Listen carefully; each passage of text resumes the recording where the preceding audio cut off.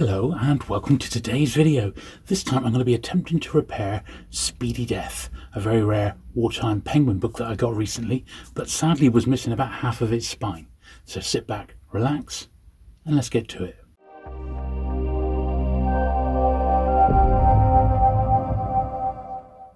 Okay then, so first of all, let's have a real close look at the copy of Speedy Death that I got. So I was down to just two penguins at the time, and I was able to pick this one up off eBay in actual fact, and even this copy, believe it or not, cost me just under £80. So it is quite a rare book, but I didn't mind paying that because I knew I could get it up to scratch. Now immediately, and this was fully declared on the video, it has got this detached front cover, but it's a fairly clean sort of detachment, as it were, literally, and this is common when you deal with old penguins.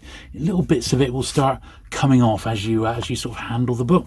Now obviously it's all there, but as I said, the front cover's off, but then from well, it is about half the spine, isn't it, is coming away, and you can see the bits of flaky glue on there, which is not ideal. And then on the back cover we've got that small piece, because this is almost coming off, but we've got that small piece actually missing there, so I'm going to leave that in situ. I'm not going to touch this one at all. I've got to leave it as good as possible, and what I'm going to attempt to do is replace, put a new spine sort of wrapped around it just to hold the front cover in place and actually just cover that up. So I'm just going to cover that tatty spine up. Now although this book is scarce, it's not that scarce, and last year alone I did actually see 3 copies of it, so I know copies are out there. So for this particular instance, I'm not too fussed. If this was a Forces Book Club title, which is admittedly a very, very rare book indeed, I wouldn't be attempting this at all. But because I'm confident in my years as a penguin collector, I'm going to come across another one of these. I shall upgrade it then. Now this is not the first one of these that I've actually done. I did do one before. So this is another scarce wartime crime one, Murder at the Admiralty, and this one had a detached front and back cover at the time, and what I did, I had a friend who, this had no spine at all, so it's front and back detached and no spine. So I had a friend who is a book designer, and what he did, I scanned the crime books either side of this one, and we got the same typeface, the small little penguin, slightly askew with the number there, the correct font of course, and I was able to get a new spine printed out, and I cut it off, I razored it off there and on there just to keep it in place, and it now looks really nice on the shelf. I'm not holding my breath to find another copy of Murder at the Admiralty. It is a rarity, but you never know. So that was an example of one that I've done before, and it's very much, you know, with some of these penguins, it's so difficult to find them in nice condition, particularly all these years later, 80 years later. You just have to grab them when you can. So this is not something that I've not done before, because I have. Now, I did do a little post on Instagram about this, and I mentioned that I was going to be looking to replace this spine and basically tidy the book up, and it did have a flurry of very interesting points. Some people preferred to leave the books as is, and others said, well, yeah, you know, I can see why you're doing it, and there's a few books that I've got that I would like to do, and I think all are valid points in all honesty. I'm not taking anything away from this one, so like I didn't take anything away from that, it was already missing, so I don't feel I'm destroying the book in any way. But if I was ever to sell it, I would clearly list this, for example, with replaced spine and show pictures of it, so the buyer could clearly see what has been done to it. And I think anyone can see that that has been clearly repaired. I mean, it's not, you don't need to be a genius to see that, and it will be exactly the same case with Speedy Death.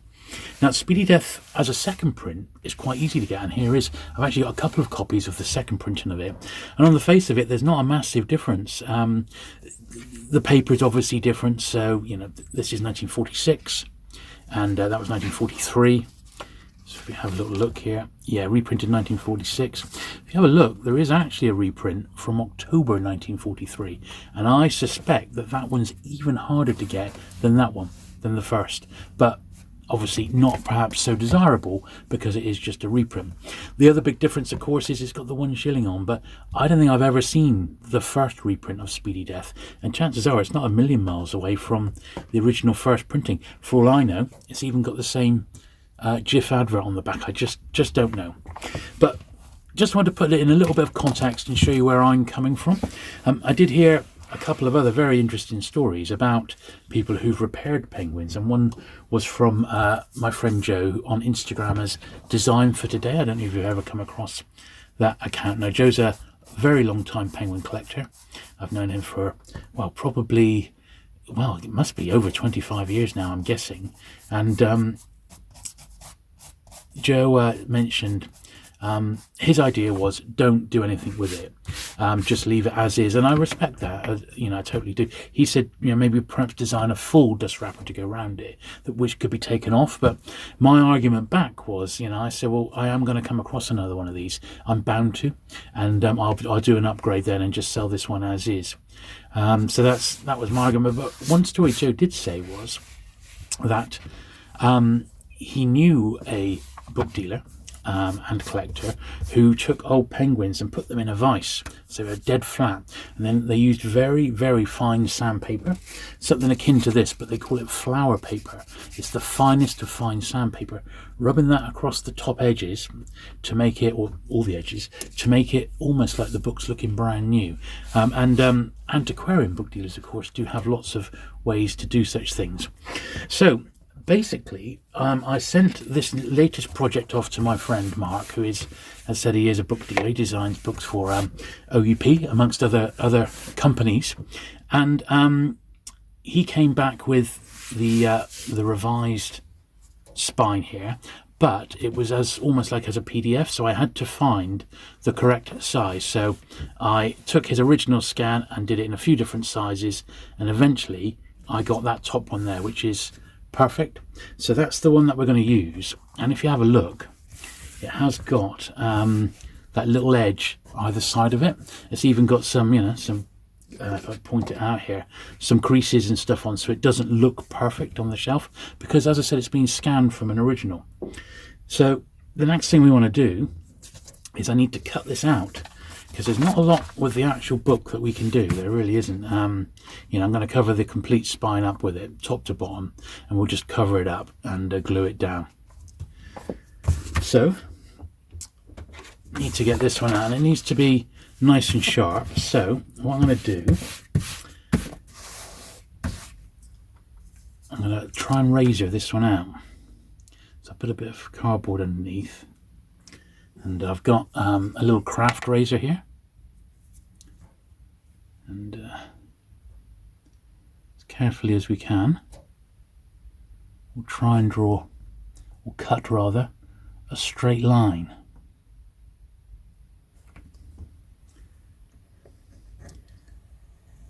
Now, I suppose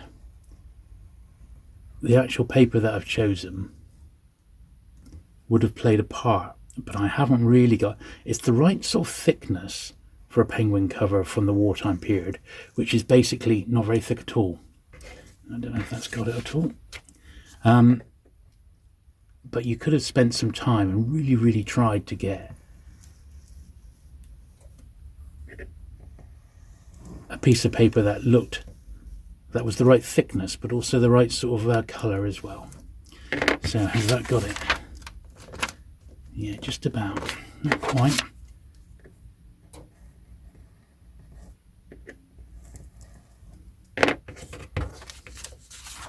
There we are. So we'll put that to one side. That's the first edge. I've never ever thought about replacing an entire book jacket, because someone said, well, why wouldn't you, could you have a go at doing like a Forces book club, because they've got one which has got no jacket at all, it's coverless, but it's a rare book. So you could theoretically, if we had a donor copy, what's stopping us doing just that? I think it's something that could be done.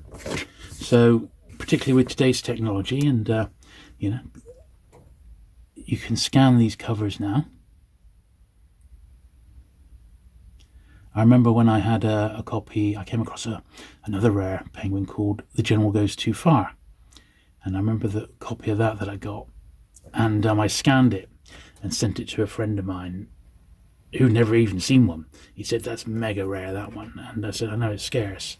And I got it really early on in my penguin collecting career. And so I sent him just a colour scanner. He couldn't believe it. So, this is amazing. In colour like that, it really is. But there you go. Okay, and then just this bit here, which is going to keep the back cover in place. So it is a fiddly old job, this, but it is worth it. Now, if you're wondering where I've had this ruler since I was at school. So I'm just saying, yes, it's old, but it's done me well. But of course, I wouldn't be doing this on any sort of normal book. It's just not worth the time. You would always wait for a better copy to come along. But because on the whole my penguins aren't bad, they're nowhere near as good as some collections. You know, I really just want to get one of each, but this would really stand out as something quite awful if I didn't at least try and get it looking a little bit better. So there we are. So there is the spine. Such as it is, it's a little relic there. Now the next thing we want to do, obviously, is get it sort of folded in the correct places, so it's going to go around the book okay, and then tuck the front cover in. So if we have a look, it's sort of going to go like that. We need to line it up, and it will cover up a bit of the loss at the top of the spine there and a little bit at the bottom there. But I think that's going to be okay in actual fact. So this is where it gets a little bit fiddly.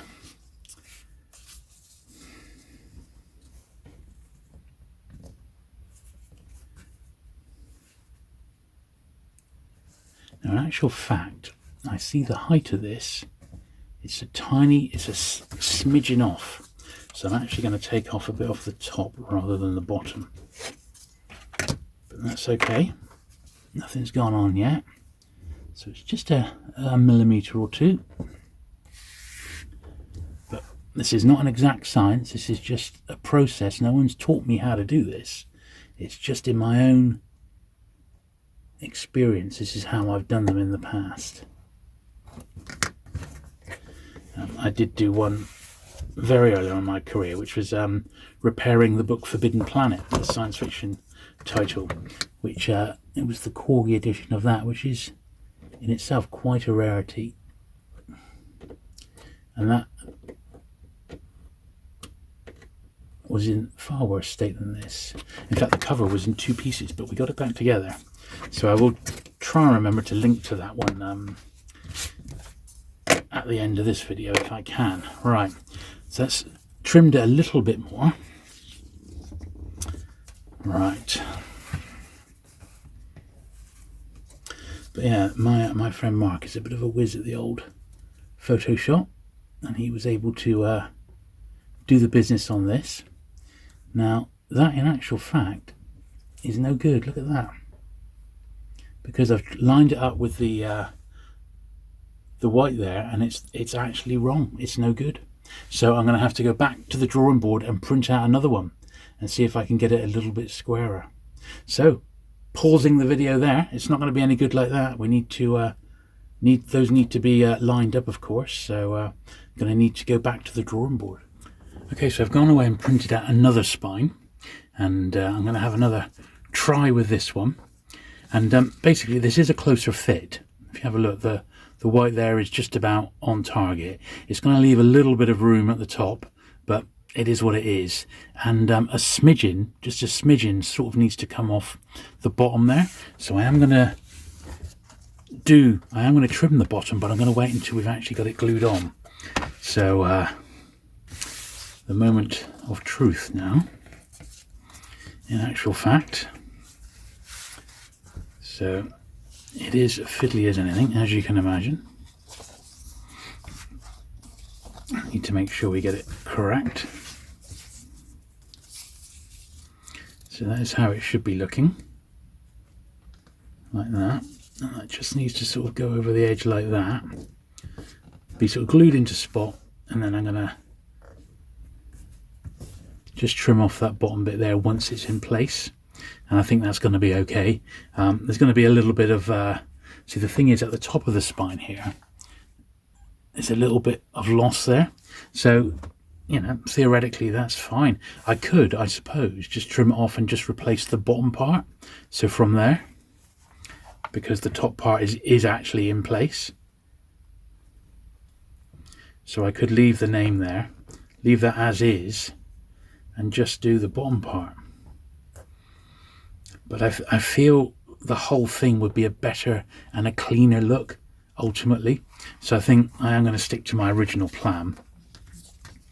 So we're going to need to put some glue on the bottom of this now, and this is where it does get a bit fiddly, unfortunately. Now I'm only using Pritt stick, it's like paper glue, so once again, a couple of people have commented that you can get like bookbinders glue, and I have had a few people say that with regards repairing books, that you can get specific bookbinders glue, but it's not something I've ever sought after or used myself.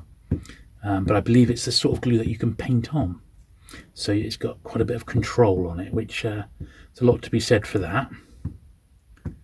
But we're not talking you know, a book which is like an old, I don't know, like an old Bible or something that's worth, you know, thousands and thousands of pounds. This is a book that's worth a few, you know, a few £100 if it was tip-top condition, maybe even less than that. I mean, but it is worth something, and that is why we're doing it, just to get it looking, for me, as good as possible with its eye appeal on my shelf. That's really why we're doing it. So next I need to just slip this on.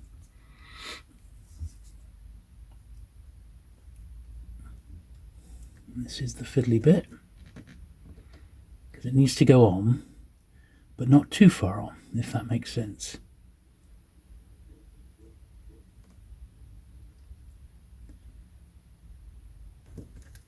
Now, it's quite loose. Damn. There we are. I just want to sort of touch it in place, really. Let's see if we can do it this way around.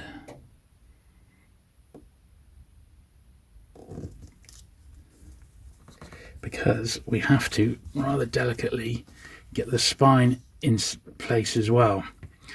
So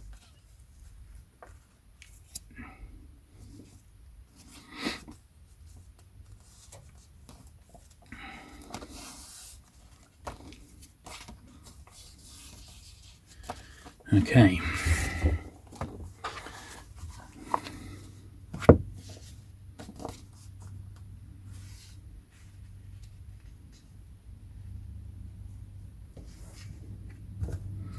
Now, have we gone too far onto the cover or not? That is the key.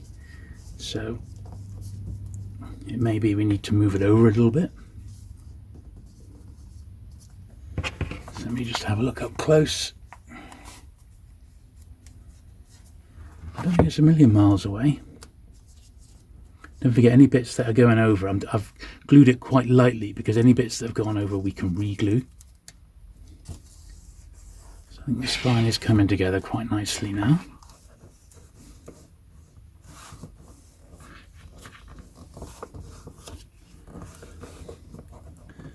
I want that bit to be as flat as possible. Maybe, how is it going to be looking?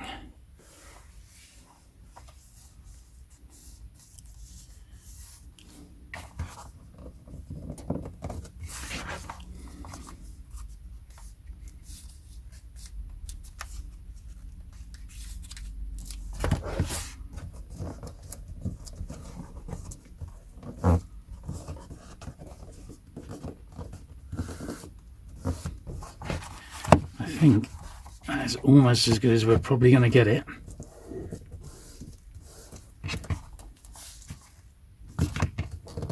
Key is to get the bands lined up. And on the back, it's as good as we're going to get it, I think, there.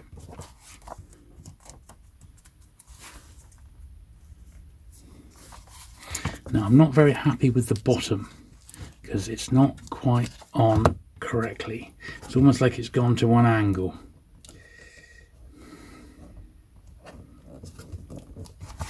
Just going to see if there's anything I can do with the bottom bit.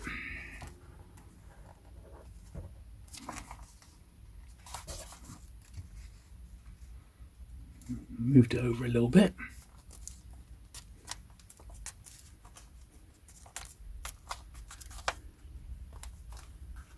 It's a little bit better. Of course, there was ever so slight spine roll on this as well, which hasn't helped. So evidently the book has been read a few times. But don't forget, this bottom bit didn't exist at all, so this is all what we have created on the computer.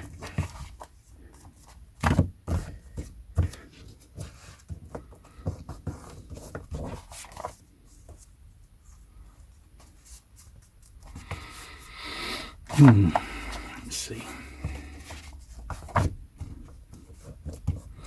mean, it certainly, on first glance, looks much better than what it was. But we do need to get rid of the flap at the end here. Now, it's unfortunate that it wasn't a perfect fit.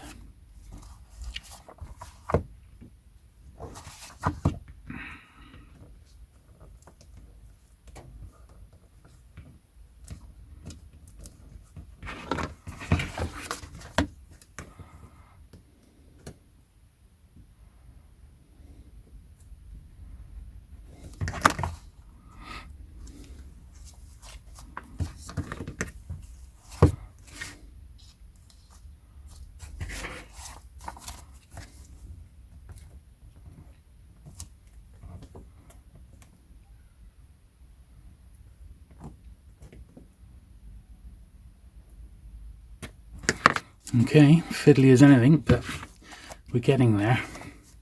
Right, I think that's about as good as we're going to get, so I just need to put some targeted glue now in the tops and the bottoms of the spine here. So I usually use just a little flathead screwdriver for fiddly bits of glue.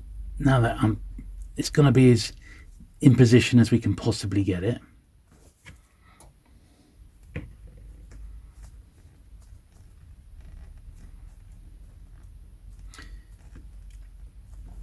Now, Joe also mentions, as I said, I do respect this position, that he thinks, or he likes to think of, and certainly with Wartimes this is the case, that with a book that's been damaged over the years, it's obviously been read lots and lots of times, it's almost like when you pick it up, you're looking at a bit of its history.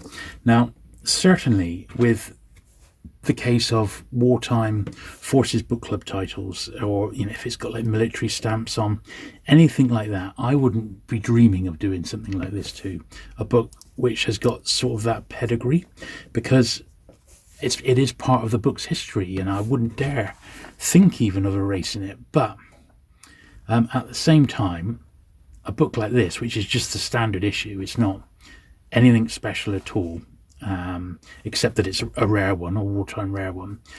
I think it's fair game to repair it as almost as I see fit, really. And for me, the eye appeal on the shelf for this crime title is important. So let's mecking up the spine there. So let's keep that in context, really. But I do respect all viewpoints, and it's a fascinating debate, really, isn't it? What do we do with something that eventually is going to fall to bits? These books, I mean, these particularly the wartime ones, they're printed on whatever paper was around. A lot of it's really poor quality. It's super thin, and the books themselves have had so much wear and tear over the years, that they're never going to get any better. So this is just a way of, in my eyes, of preserving the books as best I know how, and give them a little bit more rigidity. They will survive now. I shall pop this in a comic bag, the same as I've done Murder on the Admiralty, and I shall I'll be pleased with that, in all honesty. As you see, it's a fiddly old job. I mean, it really is, and it's certainly not an exacting science, particularly when you've got bits that are completely missing. But when you think back to what it was like, with no spine. You couldn't even read the name, and there was no number or penguin logo. When I've got that in a bag now on the shelf in my collection, I'm going to be really pleased with that. So from my point of view, you know, it's a massive improvement. Until a better one comes along, it is a filler. It's there on borrowed time, but that borrowed time might be 5 years till I get another one, maybe longer. Don't forget, this is the first one I've come across in over 30 years of collecting Penguin books, and I think that's also worth mentioning that, you know, for me, you know, I'm just happy to get one of each. I really am. You know, I do collect lots of other things as well. I'm not an absolute perfectionist. I don't try and chase all the ones in wrappers that ever got issued in wrappers, because, you know, I like to collect lots of other things as well. But in the world of paperbacks, you know, this is a scarce one, particularly in the world of Penguins. And I, for one, am pleased that I've, at least I think, rescued it so that it can be, well, very carefully read, I suppose. There you go. Well, there you go. I hope you enjoyed that slightly controversial video. I do understand people's differing viewpoints on restoring old books, but for me, it's about as good as I'm going to be able to get it, and it looks a lot better on the shelf because of it, in my opinion. If you've enjoyed this video, do please give it the thumbs up. Any comments on restoring books? Be very interested to see what you have to say on the matter in the comments down below, and my previous restoration videos I'll pop on the screen right now.